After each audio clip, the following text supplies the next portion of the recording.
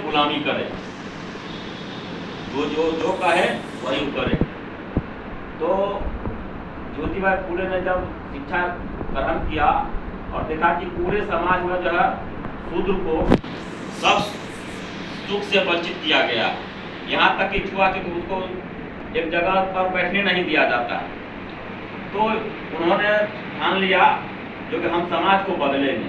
पहले उन्होंने पत्नी को पढ़ाया, पत्नी जब सीखी पढ़ लिख ली तो अपने उन्होंने ऑर्डर दिया कि तुम हर गांव में जाकर के तुम शिक्षा का प्रचार करो।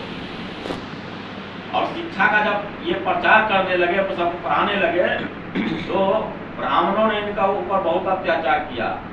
जब ये चलते थे तो उनके शरीर पर गोबर, माटी, अभद्र बातें, अश्लील बातें, तो बहुत छींटे मारते थे, ताना मारते थे, फिर भी इन्होंने झुके नहीं और आगे बढ़ते गए, आगे बढ़ते गए। और जब इन्होंने जैसे आगे बढ़ते गए तो कुछ और इनको साथ दिया कि नहीं ये जो है हमारे भविष्य के लिए अच्छे काम कर रहे हैं, तो और भी लोग साथ देने का।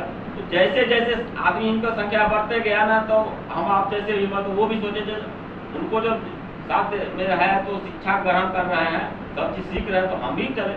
इस तरह से उनको जो है कि संख्या बहुत बढ़ते चला गया। बट यहाँ तक कि जैसे हमारे साथी ने बताया उन पर अधिक अत्याचार कर दिया, उन पर केस भी कर दिया गया, झूठा मुकदमा फंसाया गया, लेकिन वो हटे नहीं।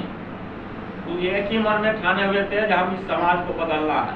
तो शूद्र पर अत्याचार को शिक्षा से दूर किया जा रहा है, वो मतलब उनको घर से वंचित किया जा रहा है। इस सबको हम समाज को बदलने का काम करेंगे और ऊंच नीच का बराबर हम दर्जा दिलाने का काम करेंगे। इसी तरह से वो काम किए और उनका जो है ये सपना जहाँ तक हुआ सफल हुआ।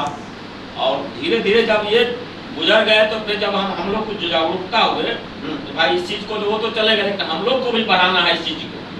धीरे धीरे धीरे धीरे वो शिक्षा जिसका फायदा आज हम लोग ले रहे हैं, लेकिन अभी जो है पूंजीपति के चक्कर में इस बात को हम लोग भूलते जा रहे हैं। हम लोग क्या रखते हैं शिक्षा की देवी सरस्वती जी है, लेकिन नहीं, हम लोग का जो है शिक्षा की देवी सावित्रीबाई फुले है, जो कि शूद्र को शिक्षा देने का काम किया। हम लोग झूठ को सरस्वती पूजा को मूर्ति बना के पूजा कर रहे हैं। जब भी उनका जयंती आए उनको भव्य तरह से याद करना चाहिए, उनको किताब पढ़ना चाहिए, उनको समाज के बारे में बताना चाहिए।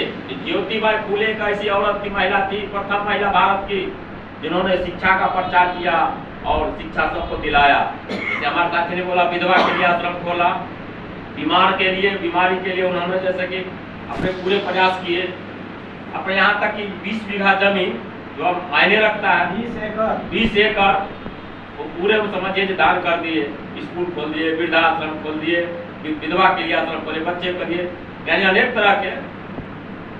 तो ऐसी महिला को हमारा सशक्त इसी के साथ हम बात समाप्त करते हैं।